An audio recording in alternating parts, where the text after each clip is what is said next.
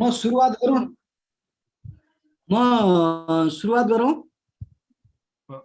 गरौँ सर हुन्छ सर हुन्छ ल ल साथीहरू कतिजना हुनुहुन्छ कोनी है सबैलाई क्लासमा स्वागत पनि छ। अब म फरेन्द्र पौडेल, घर चाहिँ मेरो सिन्धुपाल्चोक हो। अहिले म कार्यरत पनि सिन्धुपाल्चोकमै छु। यतिखेर चाहिँ मैले चाहिँ 2068 सालमा निजामती सेवामा प्रवेश गरेको हो। अफिसरबाट सेवा प्रवेश गरेँ मैले।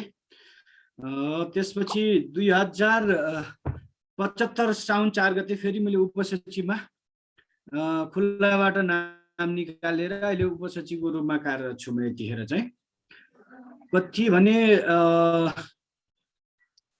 अहिले पनि 3 वर्ष जति भइसक्यो उपसचिव भएको पनि। अहिले चाहिँ सिन्धुपाल्चोकको चौतारा साङ्गाचोक गढी नगरपालिकाको प्रमुख प्रशासकीयको रूपमा कार्यरत छु है। साथीहरू कतिजना हुनुहुन्छ? 19 जना जति हुनुहुँदो रहेछ। साथीहरू सबैजना एकदम तयारीका साथ बस्नु होला, कापी कलम लिएर बस्नु होला। त्यतिकै यो एकदम ओछ्यानमा ढल्केर पढेर अनि सुनिन्छ भन्नेतिरको नलिनु होला। एकदम मजासँग नबुझेको कुरा प्रश्न सोध्नु होला। हाम्रो अलि लामो समयसम्म हामी अध्ययन गर्छौँ। आजको विषय कपी कलम लिएर एकदम रेडी इन पोजिसनमा एकदम तयारीका साथ बस्नु होला है त। सबै are you ready? All of you? Yes sir. तयार? ओके। यो कहाँ हो? यो ठाउँ कुन? सुर्खेतको हो? होइन सर, यो हाम्रो गोर्खाको हो। ए गोर्खाको है साथी। मैले कहाँको हो भन्ने थाहा नभएर शङ्कर सरले, हाम्रो आदरणीय सरले मलाई भन्नुभएको थियो। अब उहाँसँग राख्दा म त कहाँको हो भन्ने सोचिरहेको थिएँ। एनिवे ल मैले यति परिचय गरेँ साथीहरू तपाईँहरूसँग। अब म एनालिसिसतिर लाग्छु। आजको क्लास एक्ज्याक्टली तपाईँ र मेरो क्लास चाहिँ करिब 2 घन्टा न्यूनतम हुनेछौँ है। हामी 2 घन्टा सँगै रहनेछौँ। अलराइट, ल सुरुवात गरेँ है त। ल साथीहरू सबैसँग सुरुवात गरेँ। म भन्दै जान्छु, तपाईँहरू एकदमै सिन्सियर भएर सुन्नु होला, लेख्नु पनि होला, भ्याएसम्म लेख्नु होला, सकेसम्म कण्ठै पार्ने होइन भने अलिअलि लेख्ने। त्यति गर्न नि भ्याएन भने चाहिँ अब जे मन लाग्यो त्यही गर्ने चाहिँ आफ्नो त्यो स्वतन्त्रताको कुरा हो। नो रिस्ट्रिक्सन एट अल है त। म सुरुवात गरेँ है। ल म बिस्तारो बोल्छु, नबुझेको कुरो प्रश्न सोध्नु होला, ओपन सोध्नु होला, च्याट सेट गर्नु पर्दैन। भन्नुहोस् यो के हो भनेर, सबै भन्छ है त। म पहिलो नम्बरमा मैले अहिले तपाईँहरूसँग पढाउने विषय चाहिँ योजनाबद्ध विकास र चालु आवधिक योजना। यो चाहिँ नासुको नायब सुब्बाको सेकेन्ड पेपरको 1.8 मा होला। 1.8 मा योजनाबद्ध विकास र चालु आवधिक योजना। ओके, बिस्तारो बोल्छु है। नेपालको पहिला म विश्लेषण गर्दै जानेछु। म अलिकति सिनारियो बताउँछु अनि क्लासलाई स्टार्टिङ गर्छु। यो म जे बोल्दैछु, मैले अहिले बोल्ने विषयवस्तुहरू, म अहिले जे बोलिराखेको छु अब बोल्ने विषयवस्तु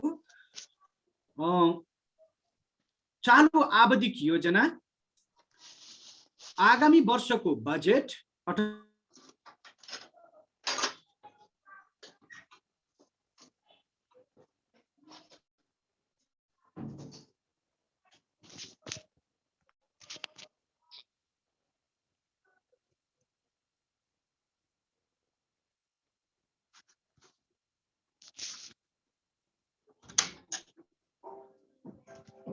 वाइफाई के भएको हो र?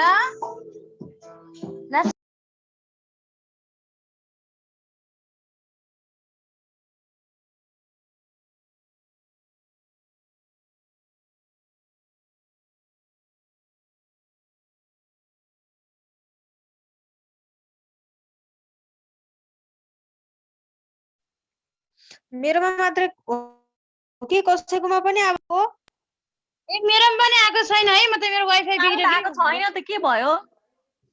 सरको साउन्डै आएन, सरको भिडियो गयो। अघिसम्म त भिडियो आइरहेको थियो। समीक्षा हजुर, त्यो त म त सोचेको कि अनि मेरो मात्र वाइफाई सबै ठाउँको त्यस्तै हो।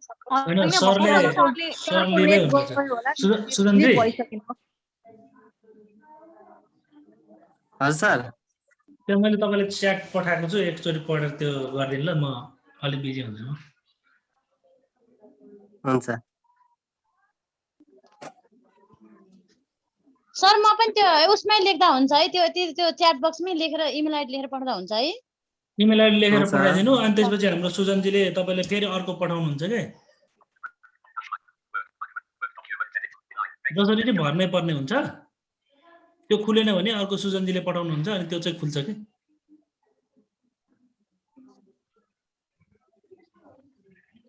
सर त्यो कहिलेसम्म भरेर पठाउनु पर्ने हो फर्म भोलि पर्सि पर्सिसम्म पठाइदिनु न सक्यो भने भोलि नै पठाइदिनु आज अहिले पठाइदिनु हुन्छ हेलो नमस्ते सर के को फर्म सबमिट गर्दा केमा सबमिट गर्ने त्यही जहाँबाट आएको त्यही त्यही सबमिट गर्ने त्यही मेलमै गरिदिनु हुन्छ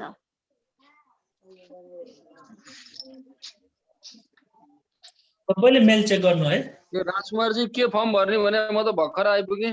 ए तपाईँको मेल आएको होला परशुराम सर त्यहाँ हेर्नु त उसमा त्यो रजिस्ट्रेसन त्यो फर्मको लागि भनेर एउटा लिङ्क पठाएको छ नि अहिले भर्नु पर्ने हो र इनबक्स त हेर्नु यसरी भरेर पठाउँला नि भरेर पठाइदिनु न ए कसलाई पठाउनु पर्यो त्यसैमा सबमिट गरिदिनु हुन्छ ल ल अनि अरू साथीहरूले आज हाम्रो नयाँ सर आउने हो के हो नयाँ सर आउनु आइसक्नु भएको थियो। खै सर आइसक्नु भएको थियो कता हराउनु भयो फेरि अनि त्यो जसकोमा चाहिँ लिङ्क आएको छैन लिङ्क नआउनेले चाहिँ अहिले च्याट बक्समा च्याट लेखेर सुजन त्यो पठाइदिनु अनि सुजनजीले पठाइदिनुहुन्छ है फेरि कस्तो हो यस्तो के आवाज आएको हो रे प्रोग्राम लिने फर्म हो कि के हो पुरा सर, मेरो त म्युजिक फर्म सबमिटै क्लास भएन स्टार्ट त। हो कि?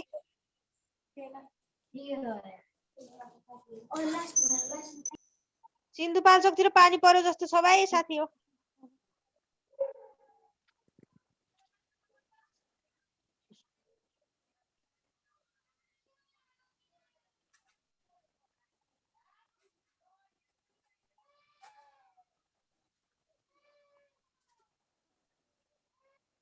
यस्तै गर्छ र मलाई रिस उठ्छ क्या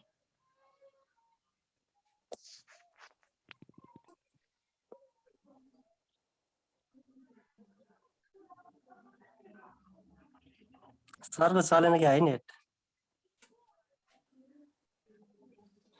सुजन के हो त्यो फर्म हो कि के गर्ने भनेको पठाऊ त्यहाँ मेल आइडी पठाऊ त च्याटबाट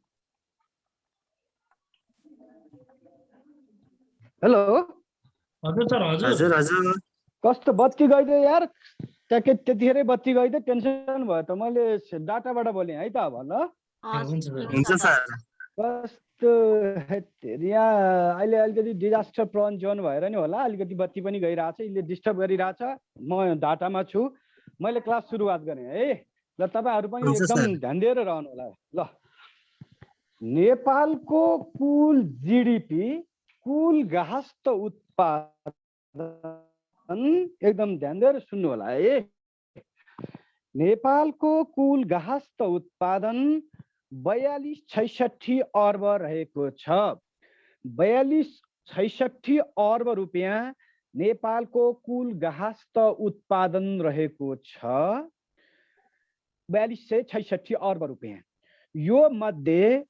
25.6% यसमध्ये 25.8% कृषिको योगदान छ 25.8% कृषिको योगदान छ भने 74.2% गैर कृषिको योगदान रहेको छ नेपालको कुल जिडिपी कुल गाहस्थ उत्पादन हाल 4266 अर्बको छ जसमध्ये 25.8% कृषिको योगदान छ भने 74.2% गैर कृषिको योगदान रहेको छ। कृषिमा 60.4% मानिसहरू काम गर्छन्। आवधिक योजनामा उल्लेख है, 60.4% मानिसहरू काम गर्छन् भने गैर कृषिमा 39.6% मानिसहरू काम गर्छन्। यसले के देखाउँछ भने नेपालमा कृषि प्रणाली व्यावसायिक मुखी हुन सकेको छैन, खाली जीवन निर्वाहमुखी मात्र छ। नेपालमा कृषि प्रणाली व्यावसायिक मुखी हुन सकेको छैन, खाली जीवन निर्वाहमुखी मात्र छ। कृषिमा गरिबीको दर उच्च रहेको छ। मैले एक सेन्टेन्स पढाउँछु है साथीहरू, एक सेन्टेन्स। नेपालमा कृषिमा 60.4% मानिसहरू काम गर्छन्, यो योजनामा छ, जसले 25.8% जीडीपीमा योगदान पुर्याउँछ। यसले इन्डिकेट गर्छ कृषिमा गरिबीको दर उच्च छ, कृषिमा गरिबी उच्च छ, बढी व्यावसायिक मुखी कृषि प्रणाली छ र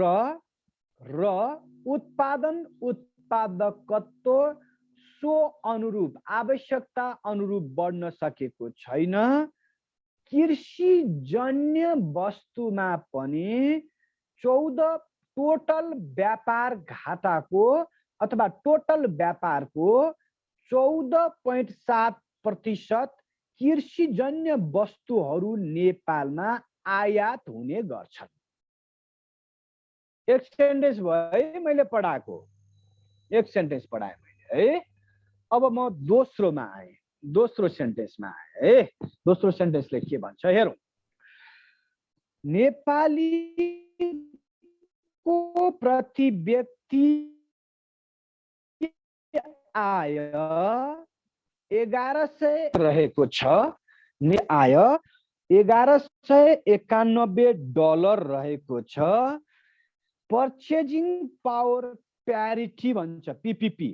नेपालीको क्रय गर्न सक्ने क्षमता कमजोर देखिन्छ। नेपालीको क्रय गर्न सक्ने क्षमता कमजोर देखिन्छ। विदेशबाट 950 अर्ब रुपियाँ रेमिटेन्सको रूपमा भित्रिन्छन्।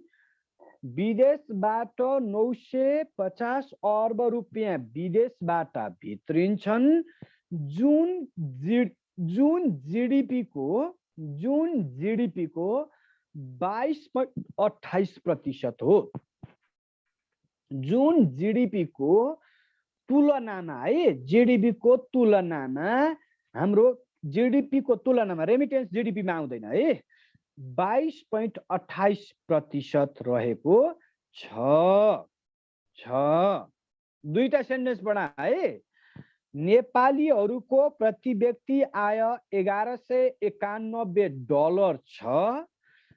विदेशबाट यिनीहरूको पर्चेजिङ पावर प्यारिटी क्रय गर्न सक्ने क्षमता कमजोर छ र 950 अर्ब रुपियाँ विदेशबाट आएको विपेषण यो कुल जीडीपीको अथवा कुल गाहस्थ उत्पादनको तुलनामा 22.28% हो।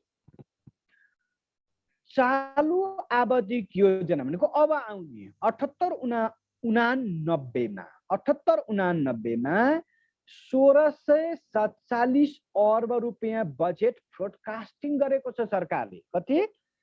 1647 अर्ब रुपियाँ यो वर्षको भनेको आगामी वर्ष 79 होला सर, हजुर झुकिनु भयो।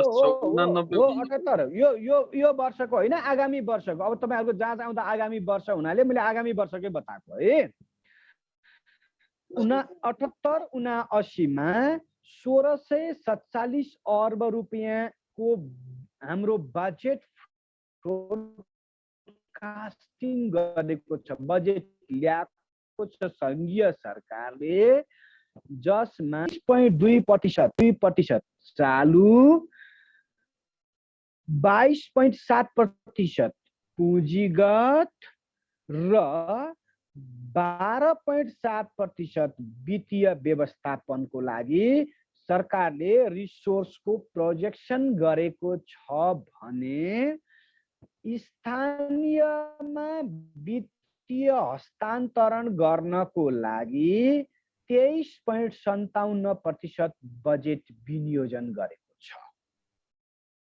23.57% बजेट विनियोजन गरेको छ। यो कुल बजेटको मूल्याङ्कन गर्दा राजस्व तर्फ 1024 अर्ब 1024 अर्ब राजस्व तर्फ, विदेशी ऋण तर्फ 309 अर्ब, स्वदेशी ऋणमा 250 अर्ब र विदेशी अनुदान हेर्दा हाम्रोमा 63 अर्ब हाराहारीमा रहेको छ। यसले के इन्डिकेट गर्छ भने हाम्रोमा वित्तीय व्यवस्थापन र पुँजीगत खर्च भन्दा पनि चालु खर्चको मात्रा उच्च बन्दै जाँदा अर्थतन्त्र र योजनामा चुनौती सिर्जना भएको छ। तेस्रो बुँदा पढाएको छु है मैले। तेस्रो बुँदा यो मैले अघि दिएको सबै प्रमाण हुन्, त्यो कण्ठ भन्दा पनि यो प्रमाण हेर्ने। मैले सेकेन्ड पेपरको छु। मैले एकमा कृषिजन्य क्षेत्रमा गरिबी उच्च रहनु र विदेशबाट आएका वस्तुहरूमा 14.7% कृषिजन्य हुँदा नेपाल कृषिमा व्यावसायिक हुन सकेन। एक, नेपालीहरूको पर्चेजिङ पावर प्यारिटी प्रति व्यक्ति आय कमजोर हुँदा यसले टोटल नेपालको रेमिटेन्स पनि बढेको जस्तो देखे तापनि यो व्यापार घाटामा सिद्धिएर नेपालीहरूको क्रय गर्न सक्ने क्षमता कमजोर रहनु र हाम्रो बजेट विनियोजन प्रणालीमा बढी चालु खर्चको मात्रा उच्च हुँदै जानु, पुँजीगत खर्चमा खर्च गर्न सक्ने क्षमता पनि न्यून रहँदा देशको योजना र अर्थतन्त्रमा थप चुनौती सिर्जना भएको देखिन्छ। मैले यति कुरा राखेँ, देखिन्छ। म चौथो कुरामा लागेँ। नेपालमा प्रति वर्ष 5 लाख श्रम शक्तिहरू बजारमा भित्रन्छन्। 5 lakhs people entry in the labor market per year. 5 lakh Shram Shakti श्रम बजारमा भित्रन्छन्। विदेश गएकै जनशक्तिको विश्लेषण गर्दा 2% मानिसहरू सिपयुक्त जनशक्ति रहनु, 2%, 24% मानिसहरू अर्ध सिपयुक्त semi type of skill man power हुनु, 74% मानिसहरू नन स्किल हुँदा बजारमा खपत गर्ने जनशक्ति र हामीले उत्पादन गरेको जनशक्ति बीचको दूरी बढ्दा, ग्याप रहँदा बेरोजगार र अर्ध बेरोजगारको संख्या उच्च बन्दै जानु देशको विकास र अर्थतन्त्रको लागि चुनौती सिर्जना भएको देखिन्छ। चौथो बुँदा पढाएँ है मैले। मैले के भने देशमा उत्पादित कम सिपयुक्त अथवा नन स्किल अदक्ष जनशक्तिको उत्पादन बढ्दै जानु, जुन जनशक्ति बजारपत नगर्दा बेरोजगार र अर्ध बेरोजगारको संख्या उच्च हुनाले अर्थ थप चुनौती सिर्जना भएको देखिन्छ। अर्को देखिएको है समस्या, हाम्रो कहाँ देखिएका चुनौतीहरू, म योजनाको कुरा, योजनामा देखिएका चुनौतीहरू।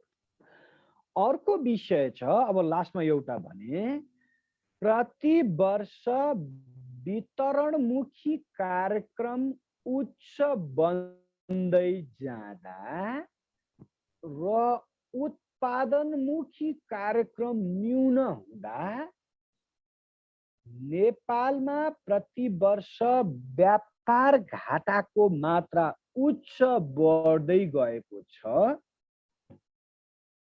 1 रुपैयाँको हामीले नेपाली उत्पादित वस्तु विदेश पठाउँदा गत कोरोनाकै बेलामा पनि 1200 अर्ब बराबरको विदेशी वस्तु नेपाल भित्र आएका छौँ। हामीले 100 अर्ब रुपैयाँको नेपाली वस्तु विदेश पठाउँदा 1200 अर्ब बराबरको विदेशी वस्तु नेपाल भित्र आउँदा हाम्रो उत्पादन र उत्पादकत्व कमजोर छ। बढी परनिर्भर भएको राष्ट्रको रूपमा देश रूपान्तरित हुँदैछ। रूपान्तरण केमा? परनिर्भर भएको राष्ट्रमा नेपाल रूपान्तरित हुँदैछ। हाम्रो डिपेन्डेन्सीको मात्रा उच्च बन्दै गएको पाइन्छ। यति 5 वटा विषय भनेर मैले क्लासलाई सुरुवात गरेँ। यहाँसम्म केही छ साथीहरूको भनाइ? केही छ? म अगाडि बढाउँ? Hello friends. हुन्छ सर, बन्नुहोस्। ल है, यति 5 वटा चिज मैले भनेको छु। अब म दोस्रोमा लागेँ है त। एउटा बुँदा भनेपछि राष्ट्रिय योजना आयोग छ, यसलाई एनपीसी भन्छ।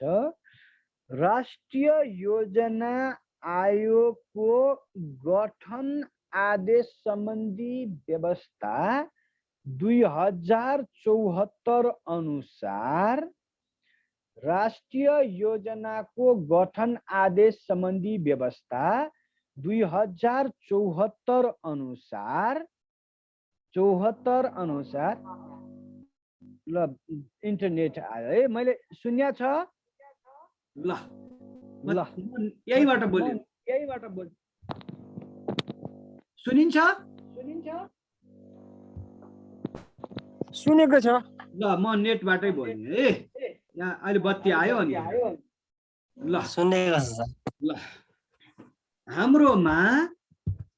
हाम्रोमा राष्ट्रिय योजना आयोग रहेको छ। राष्ट्रिय योजना आयोगको गठन आदेश सम्बन्धी व्यवस्था 2074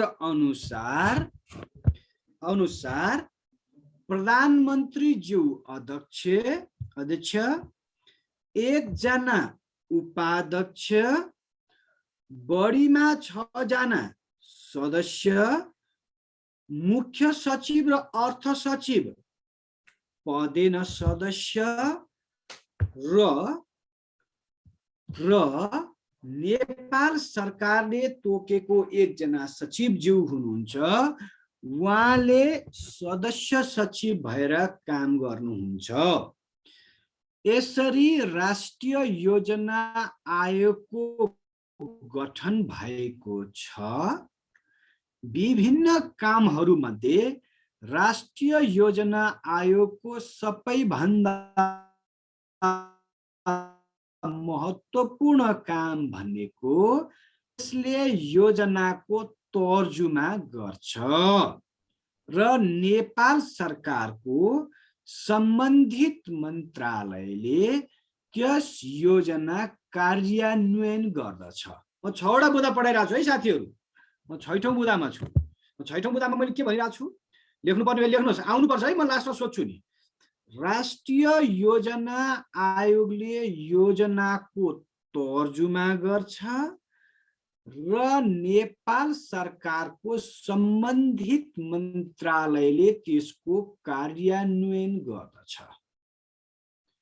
शिक्षा सम्बन्धी योजना शिक्षा मन्त्रालय, स्वास्थ्य सम्बन्धी योजना स्वास्थ्य मन्त्रालयले, भौतिक पूर्वाधार सम्बन्धी योजना भौतिक पूर्वाधार मन्त्रालयले कार्यान्वयन गर्छ। राष्ट्रिय योजना आयोगले चाहिँ योजनाको तर्जुमा गर्छ। 6वटा सेन्टेन्स भयो है। मैले फेरि भने योजना आयोगले योजनाको तर्जुमा गर्छ र नेपाल सरकारको सम्बन्धित मन्त्रालयले त्यसको कार्यान्वयन गर्दछ। ओके, अब म अर्को बुदामा गएँ। अर्कोमा बुदामा है 6वटा बुदा पढाएँ, म 7औं बुदामा गएँ। साथीहरूले विकास भन्ने सुन्नु भएको छ? विकास, व्हाट इज डेभलपमेन्ट? विकास सुन्नु भएको छ पक्कै पनि? सुन्या छ? ए ल, तपाईहरुले विभिन्न सुन्नु भएको होला। तपाईहरुको कुरा मैले अहिले सुन्न भ्याइन, म मेरो कुरा भन्छु। लेख्नु पर्ने भए एक सेन्टेन्स लेखौँला। पहिला try to listen well and try to understand. राम्रोसँग बुझ्नु होला है। ल, यतिबाट सुरुवात गरेँ। म विकासमा छु, मैले टाइटल दिएको विकास। अघि 6वटा बुदा पढाएँ, अहिले म 7औं बुदामा छु। बुदा नम्बर 7 को टाइटल छ डेभलपमेन्ट। विकास के हो? विकास निरन्तर चलिरहने गतिशील प्रक्रिया हो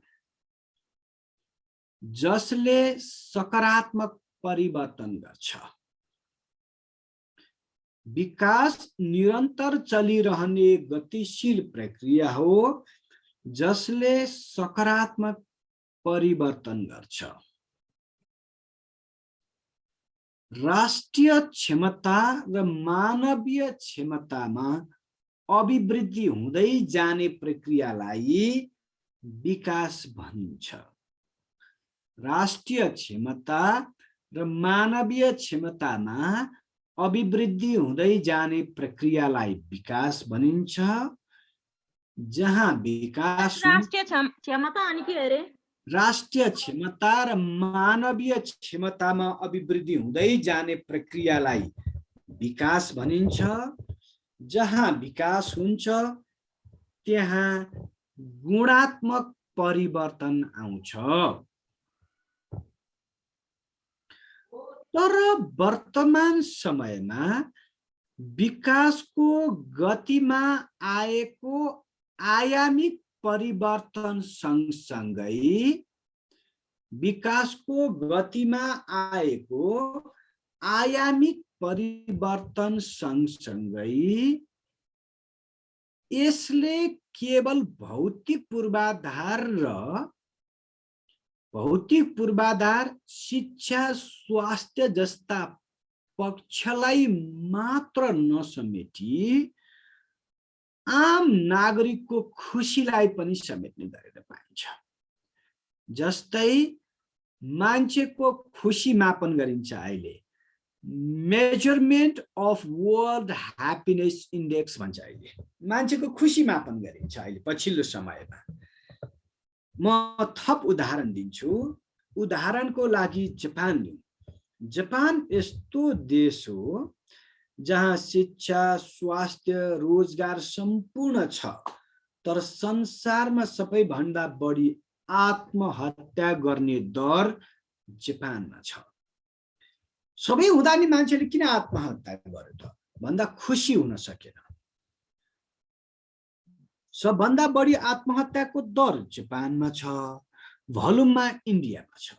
भनेपछि मान्छेलाई रोजगार शिक्षा स्वास्थ्य सबै चिज हुँदा नि किन आत्महत्या गर्यो भन्दा उसलाई ह्याप्पिनेस। यसको मिनिङ के लाग्छ भने विकासको पछिल्लो विषयले नागरिकको संवेदनशीलतामा पनि जोडिनु पर्छ भन्ने कुरा आएको छ। ओके, त्यसैले खुशी मापन गर्न थालिएको छ। लेख्नु पर्ने भए एक सेन्टेन्स लेख्नुहोस्। के लेख्नुहोस् भने विकास राष्ट्र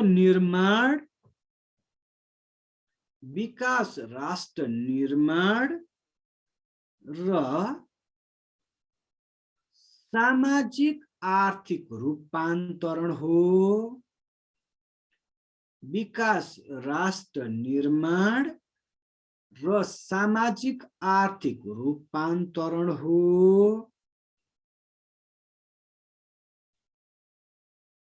गरिबी घट्नु पूर्वाधारमा पहुँच पुग्नु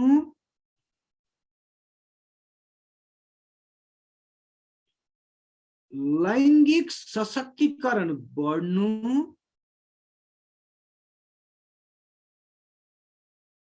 यसका उदाहरण हुन्।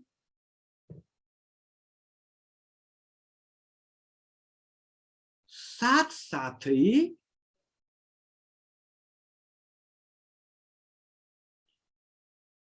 विकासको पछिल्लो आयामले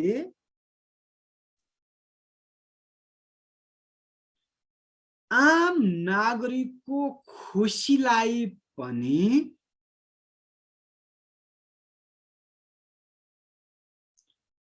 समेट्ने गरेको पाइन्छ।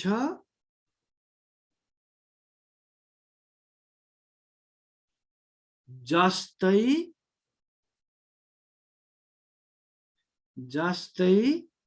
त्यो लैङ्गिकदेखि के भन्नुभएको थियो फेरि एकचोटि भनिदिनु न। विकास राष्ट्र निर्माण र सामाजिक आर्थिक रूपान्तरण हो। गरिबी घट्नु पूर्वाधारमा पहुँच पुग्नु लैंगिक सशक्तिकरण बढ्नु यसका उदाहरण हुन्।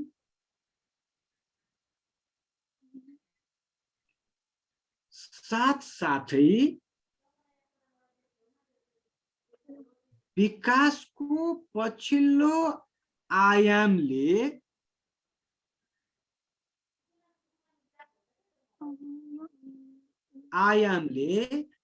आम नागरिकको खुसीलाई समेत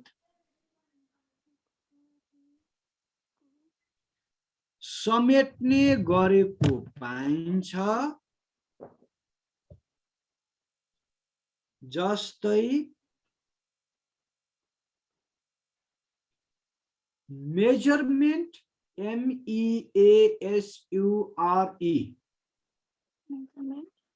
जस्तै MEASURE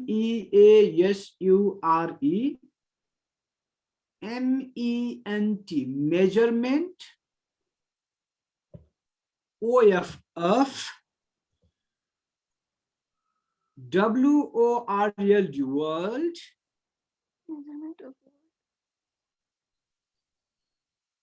happiness HAPPINESS happiness index INDEX index। ल 7 वटा बुँदा पढाएँ मैले। 5 वटा बुँदा अर्थतन्त्र र योजनाबद्ध विकासको चुनौती पढाएँ। 6औं बुँदामा योजना आयोगले योजनाको तर्जुमा गर्छ र नेपाल सरकारको सम्बन्धित मन्त्रालयले कार्यान्वयन गर्छ। 7औं बुँदामा विकास राष्ट्र निर्माण र सामाजिक आर्थिक रूपान्तरण हो। यसले आम नागरिकको खुसीलाई पनि समेट्ने गरेको पाइन्छ। 7 वटा बुँदा पढाएँ मैले। म अब 8औं बुँदामा जाँदैछु। यो नोटमा आउँछ होला नि सर? म त लाइन गएको लेख्नै पाइएन। लाइन गएर लेख्नै पाएन सर, नोटमा आउँछ यो? यो अगाडिपट्टिको चाहिँ समय क्रमसँगै चेन्ज हुनाले आउँदैन। यो अब पछिल्लो कुराहरू चाहिँ आउँछ है त। म नआउने कुरा लेखाउँदै जान्छु, आउने कुरा आइहाल्छ। म अब 8औं बुँदामा पुगेँ। योजनाबद्ध विकास भनेको के हो मा पुगेँ। टाइटल दिनु भएन हुन्छ, यो ह्यान्डआउटमा पनि आउँछ। योजनाबद्ध विकास भनेको के हो? एकदम सजिलो छ बुझ्नलाई, ध्यान दिएर सुन्नु होला।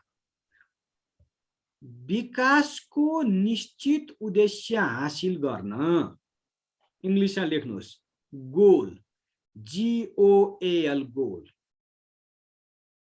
विकासको निश्चित उद्देश्य हासिल गर्न गोल, GOAL गोल। अड्किँदै आयो नि त हजुरको आवाज। यहाँ त प्रष्टै छ जस्तो लाग्छ। अरू साथीहरूलाई के छ? सुनिराख्नु भएको छ? राम्रै आएको छ। राम्रै आएको छ। मैले चाहिँ तपाईकै क्लियर आएको छ सर। तपाईकै नेटमा समथिङ केही भएको मेरै होला। नेट स्लो हो जस्तो छ।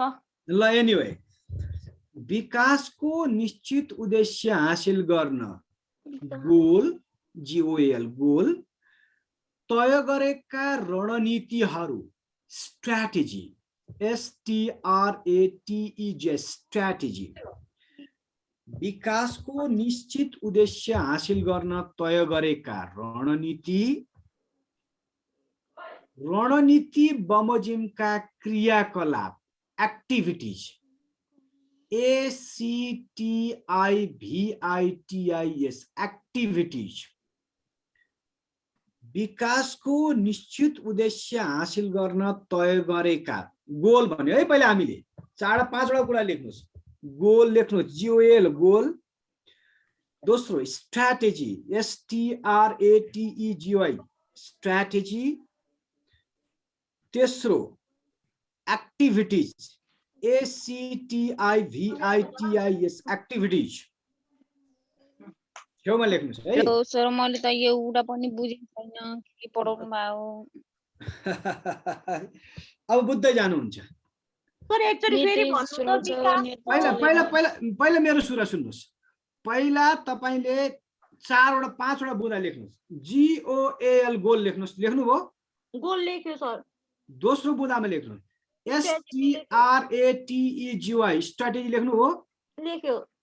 तेस्रो लेख्नुहोस् ACTIVITIS एक्टिभिटीज लेख्नुभयो? एक्टिभिटीज लेख्यो सर। चौथोमा रिसोर्स लेख्नुहोस् RESOURC रिसोर्स लेख्नुभयो? लेख्यो सर। पाँचौंमा टाइम लेख्नुहोस् TIME टाइम लेख्नुभयो? लेख्यो सर। ल अब सुन्नुहोस्। त्यसो भए म फेरि भन्दै जान्छु। त्यहाँ नबुझिन्जेला म भनिराख्छु। विकासको निश्चित, विकास भनेको के हो? अघि मैले भनिसकेँ विकास भनेको के हो? डेभलपमेन्ट हो। अब दोस्रोमा आउनुहोस्। विकासको निश्चित उद्देश्य हासिल गर्न तय गरेका गोल है त्यो, तय गरेका रणनीति स्ट्र्याटेजी। सो रणनीति बमोजिमका क्रियाकलाप,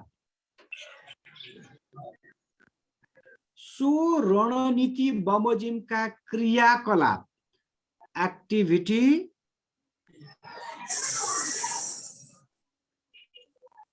सो क्रियाकलाप पूरा गर्नको लागि आवश्यक पर्ने साधन स्रोत, पूरा गर्नको लागि आवश्यक पर्ने साधन स्रोत रिसोर्स।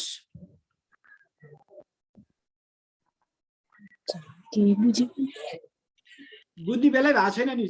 पहिला लेख्नुहोस् न। त्यति आत्तर कहाँ हुन्छ त? पहिला त्यो भनेको कुरा सुन्नुहोस् अनि तपाईहरुले बुझ्ने भाषामा भन्छु मैले। फेरि मेरो भाषै लेख्नु पर्दैन के तपाईहरुले।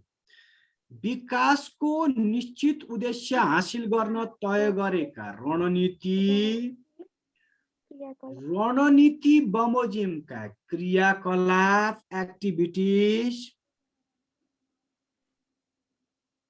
सो क्रियाकलाप पूरा गर्न आवश्यक पर्ने साधन स्रोत रिसोर्सेस र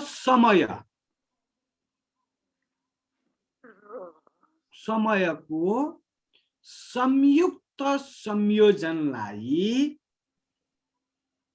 योजनाबद्ध विकास भनिन्छ। अब सुन्नुहोस्, अब एकछिन सुन्नुहोस्। त्यति भनेपछि मैले तपाईहरुलाई 5 वटा चीज लेखाएको छु।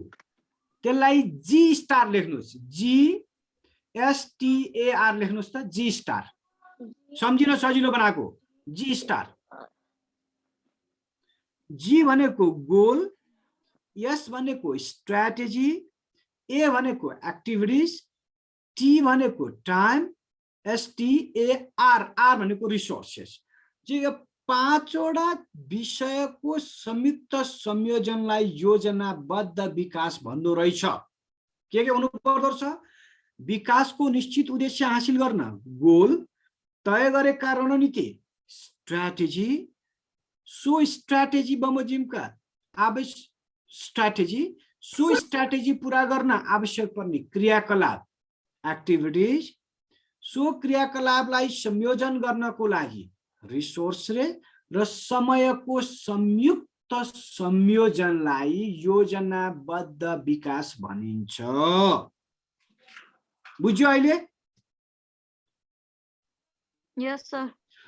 तर मैले भनेकै भाषा लोकसेवामा लेख्नुपर्छ भन्ने छैन। त्यो मैले तपाईहरुलाई एउटा सम्झिन सजिलोको लागि जी स्टार भनेर पढाएको हो। तर जाँचमा लेख्दा भने त्यही 5वटा कम्पोनेन्टलाई जता घुमाए नि हुन्छ। जस्तो म अर्को भन्दैछु, जस्तो निश्चित समय अवधि तोकी टी, तय गरेका उद्देश्य हासिल गर्न गोल जी, स्रोत साधनको विनियोजन गर्दै आर, जुन जुन पक्षलाई रणनीतिको रूपमा अवलम्बन गरिन्छ एस, सोही बमोजिम प्राथमिकताको निर्धारण गरिन्छ भने त्यसलाई भनिन्छ योजनाबद्ध विकास। त्यसरी भन्दा नि हुन्छ। तपाईलाई त्यो भन्न मन लागेन? स्रोत साधनको पूर्वानुमान गर्दै निर्धारित गरेको उद्देश्य हासिल गर्न समयबद्ध रूपले जुन जुन विषयलाई प्राथमिकतामा राखी रणनीतिको अवलम्बन गरिन्छ भने त्यो भनिन्छ योजनाबद्ध विकास। पहिला त्यो कन्सेप्ट क्लियर हुनुहोस् के, अनि खेर बुझिन्छ। त्यही भएर मैले तपाईहरुलाई जी स्टार भनेर पढाएको हो। अब नबुझ्नु पर्ने कुरा केही पनि छैन। ल भन्नुस् कहाँनेरि बुझ्नु भएन? बुझ्नुभयो? All of you? Yes sir भयो। ल हो, अब जी स्टारलाई जसरी घुमाए नि हुन्छ जाँचमा लेख्ने बेलामा। पहिला कन्सेप्ट क्लियर बनाउने। अब फेरि आए म त्यसैको निरन्तरता। योजनाबद्ध विकास राज्य केन्द्रित विकासको अवधारणा हो। योजनाबद्ध विकास राज्य केन्द्रित विकासको अवधारणा हो। यो भने के हो म एकछिनपछि बताउँछु। योजनाबद्ध विकास राज्य केन्द्रित विकासको अवधारणा हो जसमा राष्ट्रिय योजना आयोगले थिङ्क ट्याङ्कको भूमिका खेल्दछ। राष्ट्रिय योजना आयोगले एमपीसीले थिङ्क ट्याङ्कको भूमिका खेल्दछ। थिङ्क ट्याङ्क भने थाहा छ तपाईहरुलाई? थिङ्क ट्याङ्क सुन्नु भएको छ? थाहा छैन सर। ल थिङ्क ट्याङ्क भने बुझ्नु भएको छैन भने सुन्नुस्। तपाईहरुको घरमा पानी ट्याङ्की छ, सबैको घरमा होला पानी ट्याङ्की, जहाँ हामी ट्याङ्की भन्छौँ। त्यसको रियल नाम चाहिँ वाटर ट्याङ्क हो। भन्नलाई सजिलो भएर ट्याङ्की भनेको हो। त्यसको नाम वाटर ट्याङ्क हो। तपाईहरुको घरमा मैले भने अर्को मेरो घर नि पहाडमै हो। पहाडमा त्यो धानको भकारी राखेको हुन्छ, त्यो बेरेर राखेको हुन्थ्यो। त्यो धानको भकारीलाई हामी भकारी भन्छौँ। त्यहाँ कलेक्सन अफ त्यो प्याडीहरूको कलेक्सन गरेर राखेको थियो धानको, त्यसलाई भकारी भन्छौँ। त्यसको रियल नाम चाहिँ फुड ट्याङ्क हो। खाद्यान्न कलेक्सन गरेर राखेको फुड ट्याङ्क हो है। Food tank. पानीको कलेक्सन गर्ने ठाउँलाई वाटर ट्याङ्क, खाद्यान्न कलेक्सन गर्ने ठाउँलाई फुड ट्याङ्क, विचार कलेक्सन गर्ने ठाउँलाई थिङ्क ट्याङ्क। विचारहरूको कलेक्सन। कुन विकास सरकारले गर्ने, कुन विकास निजी क्षेत्रले गर्ने, कुन विकास सहकारीको मोडलमा जाने, कुन विकासमा पब्लिक प्राइभेट पार्टनरशिप अवलम्बन गर्ने भनेर विकासका डिफ्रेन्ट मोडालिटीको बारेमा डिस्कस गर्ने फोरमलाई भनिन्छ थिङ्क ट्याङ्क। जसमा योजना आयोगले, मैले अघि नै भनिसकेँ, योजना आयोगले नेपाल सरकारको थिङ्क ट्याङ्कको भूमिका खेल्दछ। 8औं बुँदा सिद्धियो साथी, मैले नबुझाएको छ भने सोध्नुहोस्, म फेरि बताउँछु। मैले के बताएँ भने राष्ट्रिय योजना आयोग छ, राष्ट्रिय योजना आयोगको गठन मैले अहिले पछिल्लो भनेको चाहिँ योजना कस्तो लाग्छ लास्टको एकचोटि भनिदिनुस् न फेरि। राष्ट्रिय योजना आयोग, म फेरि भन्छु है, म माथिदेखि भन्दै जान्छु। विकासको निश्चित उद्देश्य हासिल गर्न तय गरेका रणनीति बमोजिमका क्रियाकलाप, सो क्रियाकलाप सम्पन्न गर्नको लागि आवश्यक पर्ने साधन स्रोत र समयको संयुक्त संयोजन योजनाबद्ध विकास हो। यो राज्य केन्द्रित विकासको अवधारणा हो, जहाँ राष्ट्रिय योजना आयोगले थिङ्क ट्याङ्कको भूमिका खेल्दछ। ल सिद्धियो, सरकारको थिङ्क ट्याङ्कको भूमिका खेल्दछ। ओके, ल यति बताएँ है। मैले 8वटा बुँदा पढाएँ। अब म 9औं टाइटलमा जाँदैछु। योजना कतिपय बेला अब यो फर्स्ट पेपरमा पनि थिङ्क ट्याङ्क चाहिँ केसँग सम्बन्धित छ भनेर सोध्न सक्छ होला है। त्यो सोध्न आउन सक्छ। त्यो अझ मैले तपाईहरूलाई म पछिल्लो समयमा अब आउँदैछु भटाभट म डेटाबेस भएर कुरा गर्छु। त्यो डेटाबेसमा तपाईहरूलाई फर्स्ट पेपरमा भेरी इम्पोर्टेन्ट छ। त्यो इम्पोर्टेन्ट सँगसँगै तपाईहरूले एउटा विचार के गर्नुहोस् भने फर्स्ट पेपरमा आएको म्याडम, म एकछिन क्लासमा छु है, म क्लासमा छु, एकछिन पछि गर्छु ल। फर्स्ट पेपरमा आएको डेटा सेकेन्ड पेपरमा उदाहरणमा लेख्ने हो। गरिबी 18.7 छ भनेर फर्स्ट पेपरमा टिक लगाउने। भोलि जाँचमा गरिबीको बारेमा लेख्नुहोस् भन्यो भने नेपालमा निरपेक्ष गरिबी 18.7 मा रहेको छ। चालु आवधिक योजनाको विश्लेषण गर्दा यसलाई 9.5 मा झार्ने नेपाल सरकारको लक्ष्य छ। हामीले गरिबी भन्नाले यो बुझिन्छ भनेर त्यसको व्याख्या गर्दै जानुपर्छ, त्यसलाई उदाहरणको रूपमा लिनुपर्छ। म बताउँदैछु। म अब अर्कोमा आएँ। योजनाबद्ध विकासको विकासक्रम, म अर्को टाइटलमा छु है, 9औं टाइटलमा छु। योजनाबद्ध विकासको विकासक्रम कहाँबाट सुरुवात भयो? योजनाबद्ध विकासको कसैलाई आइडिया छ? पढा सही छैन? ल छोडिदिनुस्। योजनाबद्ध विकासको अवधारणा, योजनाबद्ध विकासको अवधारणा 1910 मा नर्वेबाट आएको थियो। कन्सेप्ट चाहिँ नर्वेबाट आएको थियो।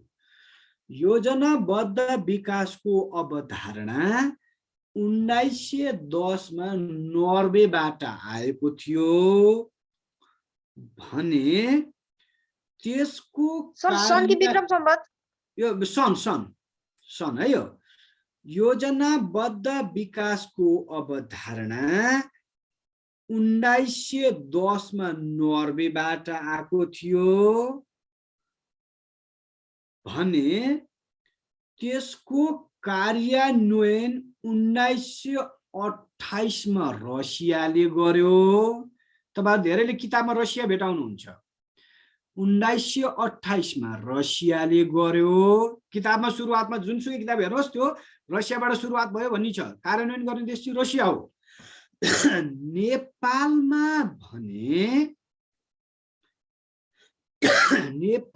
भने विक्रम सम्वत 2013 सालबाट संस्थागत सुरुवात भयो। के भने मैले? संस्थागत सुरुवात भयो। किन संस्थागत भनेको भने यो भन्दा अगाडि पनि योजनाबद्ध विकासका कुरा नउठेका होइनन्। 1992 मा जुद्ध शमशेरको पालामा भएको 20 वर्षीय योजना 2005 मा मोहन शमशेरको पालामा 15 वर्षीय योजना, 2008 साल माघ 21 गते बजेटको घोषणा, 2009 मा योजना मन्त्रालयका कुरा उठे तापनि संस्थागत सुरुवात विक्रम सम्वत 2013 सालबाट भयो। प्रधानमन्त्री हुनुहुन्थ्यो टङ्क प्रसाद आचार्यको समयमा। यही समयलाई विश्लेषण गर्दा आज हामी 64 वर्षको 65 वर्षमा आइसक्यौं। 65 वर्षको उमेरमा आएका छौं। 13 सालबाट 78 साल आइपुग्दा यो 65 वर्षको अवधिमा दुई पटक 3 वर्ष प्लान होलिडे हुन गयो। पटक 2 वर्ष 3, पटक 2 वर्ष 3, 18-19 मा एक पटक 1 वर्ष, 47, 48, 48, 49 मा एक पटक 2 वर्ष गरी 2 times 3 years प्लान होलिडे हुन गयो। यो अवधिलाई कटाउँदा आज हामी कति वर्ष 63-62 वर्षको उमेरमा आएका छौं। अर्को टाइटल सिद्धियो, यसलाई मैले फेरि रिपिट गरेँ। 1910 मा नर्वेबाट आएको यसको अवधारणालाई 1928 मा रसियाले तर यो होलिडे चाहिँ कसरी भयो, के कारणले भयो सर? यो नि अलिकति भन्नु त। ल अरु त बुझ्नुभयो नि त्यसो भए। म अरु बुझ्यो सर, तर होलिडे किन भयो? ल म होलिडेको बारेमा भन्छु है। विकास भन्ने विषय जहिले पनि राजनैतिक स्वामित्वमा प्रशासनले सञ्चालन गर्छ। जब देशमा राजनैतिक अस्थिरता आउँछ र विकासको मोडालिटी क्लियर कट बन्न नसक्दा प्लान होलिडे हुन जान्छ। 2017 पुस 1 गते तत्कालीन राजा महेन्द्रले नेपाल अधिराज्यको संविधान 2015 खारेजी गरेर अर्को संविधान ल्याइ नसकेको अवस्थामा विकासलाई कसरी जाने क्लियर कट मोडालिटी नहुँदा 18 सालदेखि 19 सालसम्म प्लान होलिडे हुन पुग्यो भने 2046 साल चैत्र 26 गते तत्कालीन राजा वीरेन्द्रले पञ्चायती व्यवस्था खारेज गरी बहुदल लागू गरे। तर नेपालको संविधान 2019 खारेजी गर्यो। नेपाल अधिराज्यको संविधान 2047 ल्याइ नसकेको समयमा विकासले कस्तो मोडालिटी लिन्छ भन्ने थाहा नपाउँदा प्लान होलिडे हुन पुग्यो। विकास विहीन, योजना विहीन विकास हुन पुग्यो, जुन राजनीतिक अस्थिरताले ल्याएका परिणाम हुन्। ओके, ल मैले अर्को बुदा सिद्धे। ल now let's start a new topic. अब म योजनाबद्ध विकास निर्माणका आधार भन्नेमा पुगे। म कसले बनाउँछ रे योजना? कसले बनाउँछ? कसले बनाउँछ योजना? राष्ट्रिय योजना आयोगले बनाउँछ सर। गुड। राष्ट्रिय योजना आयोगले। गुड। राष्ट्रिय योजना आयोगले बनाउने र सम्बन्धित मन्त्रालयले कार्यान्वयन गर्ने त्यस्तो योजना के को आधारमा बनाउँछ त? आधार नम्बर 1 छु म। आधार नम्बर 1 अहिलेको संविधानको नाम थाहा छ साथीहरूलाई? नेपालको संविधान 2072। अर्कोले कसैलाई थाहा छ? अहिलेको कन्स्टिट्युसन अफ नेपाल 2072 त हो नि, हैन र सर? ल तपाईहरुले पढेको छैन है, नपढिकन बोलिराख्नु भएको छ। नेपालको संविधान कहाँ लेख्या छ? सर नेपालको संविधान मात्रै हो। त्यो कहाँ लेखेको छ? संविधानमै लेखेको हुन्छ। कहाँ? संविधानमा त छ, कहाँ छ?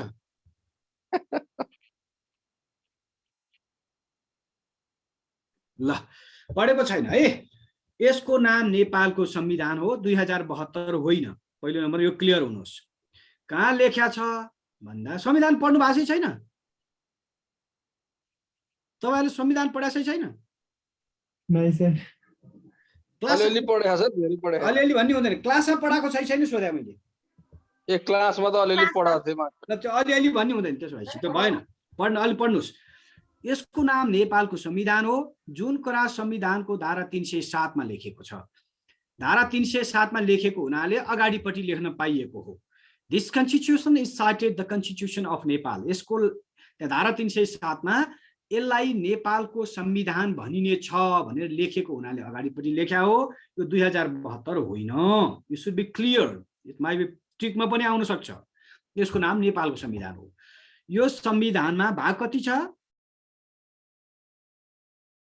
35, धारा 308, अनुसूची 9 छ। यो संविधानको भाग 4 मा के छ? कसले पढ्नु भएको छ? भाग 4 मा यो संविधानको भाग 4 मा छ, राज्यका निर्देशक सिद्धान्त, नीति तथा दायित्व छ। संविधानको भाग 4 मा नेपालको छर्लङ्ग पिक्चर हेर्नु पर्यो भने भाग 4 हेरेपछि नेपाल छर्लङ्गै देखिन्छ। त्यहाँ पढ्नु होला, राम्रोसँग पढ्नु होला। त्यो भाग 4 मा नेपालको सबै पिक्चर देखाएको छ। भाग 4 मा भाग 4 को धारा 50 मा छ राज्यका निर्देशक सिद्धान्त भनेको छ, जहाँ 4 सिद्धान्त छ। धारा 51 मा नीति भनेको छ, 13 वटा नीति छ। र 52 मा दायित्व भनेको छ, एउटै मात्र दायित्व छ। यही हो नेपालको छर्लङ्ग पिक्चर। त्यहाँ सबै चीज लेखेको छ। संविधानको धारा 51 को क मा राष्ट्रिय एकता, अखण्डता र स्वाधीनता कसरी कायम गर्ने। धारा 51 को ख मा नेपालमा राजनीतिक प्रणालीमा जनताको सहभागिता कसरी सुनिश्चित गर्ने। धारा 51 को ग मा सामाजिक सांस्कृतिक रूपान्तरण सहितको समावेशी नेपाल कसरी निर्माण गर्ने। धारा 51 मा नेपालमा अर्थतन्त्र कस्तो स्वरूपको रहने, सहकारी निजी साझेदारीको व्यवस्था र सरकारले कस्तो भूमिका सहित समाजवाद उन्मुख अर्थतन्त्र कसरी विकास गर्ने, यावत कुरा छ। त्यहाँ भनेको राष्ट्रिय योजना आयोगले योजना तर्जुमा गर्ने पहिलो आधारको रूपमा संविधानको भाग 4 मा रहेको राज्यका निर्देशक सिद्धान्त, नीति तथा दायित्वको आधार लिने गर्दछ। आधार नम्बर 1 हेर्नुस् है, म भन्दैछु। संविधानको शब्दहरू त्यतिखेर चलायमान हुन्छन् जब संविधानमा लेखेका विषयवस्तु योजनामा उल्लेख हुन्छ। योजनामा उल्लेख भए बमोजिम अर्थ मन्त्रालयले बजेट विनियोजन गर्छ। बजेट विनियोजन गरे बमोजिम सम्बन्धित मन्त्रालयले कार्यान्वयन गरेपछि मात्र संविधानका अक्षरहरू चलायमान हुन्छन्, नत्र त्यो शब्द अमूर्त शब्द बन्दछ। यसकारणले योजना आयोगले योजना तर्जुमा गर्ने पहिलो आधारको रूपमा संविधानको भाग 4 मा रहेको राज्यका निर्देशक सिद्धान्त, नीति तथा दायित्वको आधारमा योजनाको तर्जुमा गर्छ। आधार नम्बर 1। आधार नम्बर 2, नेपाल सरकारले अन्तर्राष्ट्रिय क्षेत्रमा गरेको प्रतिबद्धताको आधारमा। हामीले अन्तर्राष्ट्रिय प्रतिबद्धता गरेका छौँ। के गरेका छौँ? सस्टेनेबल डेभलपमेन्ट गोल, दिगो विकासको लक्ष्यमा हस्ताक्षर गरेका छ नेपाल सरकारले। मिलेनियम डेभलपमेन्ट, सहस्राब्दी विकास लक्ष्यमा हस्ताक्षर गरेका थियो पहिला। अहिले महिला विरुद्ध हुने हिंसाको अन्त्य गर्छु भनेर सिडमा हस्ताक्षर गरेका छ। मानव अधिकार सम्बन्धी 24 वटा भन्दा बढी अभिसन्धिमा हस्ताक्षर गरेका छ। जलवायु परिवर्तनको अभिसन्धिमा हस्ताक्षर गरेका छ। बाल अधिकार सम्बन्धी अभिसन्धिमा हस्ताक्षर गरेका छ। पहिलो नम्बरमा नेपाल सरकारले अन्तर्राष्ट्रिय प्रतिबद्धता गर्छ, हस्ताक्षर गर्छ। सो अनुसार योजना आयोगले योजना बनाउँछ। अर्थ मन्त्रालयले बजेट विनियोजन गर्छ। सम्बन्धित मन्त्रालयले कार्यान्वयन गरेपछि मात्र त्यो प्रतिबद्धता पूरा हुन्छ। जस्तै एजुकेसन फर अल, सबैको लागि शिक्षा, नेपाल सरकारले अन्तर्राष्ट्रिय प्रतिबद्धता गर्यो। सो अनुसार योजना आयोगले योजना बनायो। अर्थ मन्त्रालयले बजेट विनियोजन गर्यो। शिक्षा मन्त्रालयले कार्यान्वयन गर्छ। अनि अन्तर्राष्ट्रिय प्रतिबद्धता पूरा हुन्छ। दोस्रो आधार आधार नम्बर 3 नेपाल सरकारसँग रहेको विद्यमान साधन स्रोत र त्यसको पूर्वानुमानको आधारमा। अहिले सरकारसँग कति पैसा छ? कति पैसा छ? 1647 अर्ब रुपियाँ है भने होइन मैले, 1647 अर्ब छ नेपाल सरकारसँग रहेको विद्यमान साधन स्रोत, जसमध्ये 22.7% पुँजीगत खर्च गर्छ। भनेपछि नेपाल सरकारसँग रहेको विद्यमान साधन स्रोत र त्यसको पूर्वानुमानको आधारमा, अरू अनुमान गर्छ सरकारले कति बजेट आउँछ, राजस्व कति आउँछ, ऋण कति लिने, अनुदान कति लिने, हार्ड लोन कति लिने, सफ्ट लोन कति लिने, बाइल्याटरल कति लिने, मल्टिल्याटरल कुनै, जीडीपी कसरी अगाडि बढ्छ, रेमिटेन्सको कस्तो छ, यी सम्पूर्ण विषयलाई समेटेर स्रोतको पूर्वानुमान गर्छ। सोही आधारमा पनि योजना बनाउँछ। 4 नम्बर आम जनताको माग चाहना र आवश्यकता आधारमा, आम नागरिकको माग चाहना र आवश्यकताको आधारमा। अहिले सिन्धुपाल्चोकवासीले के मागिरहेछ, गोर्खावासीले के मागिरहेछन् सरकारसँग? गोर्खाको मान्छेको के हो माग? छाना मागिरहेछन्। भूकम्पले घर भत्कायो, छाना मागिरहेछन् सरकारलाई। कर्णालीवासीले दाना मागिरहेछन्, खानु पर्यो पहिला। तपाईहरुको माग के हो सरकारलाई? रोजगारी हो। मेरो हजुरआमाको माग के हो सरकारलाई? ज्येष्ठ नागरिक भत्ता हो। हेर्नुस् त, सबैको माग सरकारले सम्बोधन गर्न सक्छ त? सक्दैन। 5औं नम्बरमा छ नेपाल सरकारले तोकेको प्राथमिकताको क्षेत्रको आधारमा। सरकारले प्राथमिकता निर्धारण गर्छ, सबैको माग सम्बोधन हुँदैन, प्राथमिकताको निर्धारण गर्छ। अहिले सरकारको बजेटमा सबभन्दा बढी प्राथमिकता कोभिड स्वास्थ्यलाई दिइराखेको छ। त्यसकारण 5औं नम्बरमा छ नेपाल सरकारले तोकेको प्राथमिकताको क्षेत्रको आधारमा। 6औं नम्बरमा छ सत्तामा रहेका राजनैतिक दलहरूको घोषणा पत्रको आधारमा। सत्तामा रहेका राजनीतिक दलहरूको घोषणा पत्रको आधारमा जुन सत्तामा रहन्छ त्यही सत्तामा रहेको राजनीतिक दलको सरकारले घोषणा पत्रको कार्यान्वयन गर्छ। प्रधानमन्त्री भनेको को? प्रधानमन्त्री भने सबसेको राज्य सञ्चालक राज्य सञ्चालक मिलेन। प्रधानमन्त्री भनेको योजना आयोगको अध्यक्ष।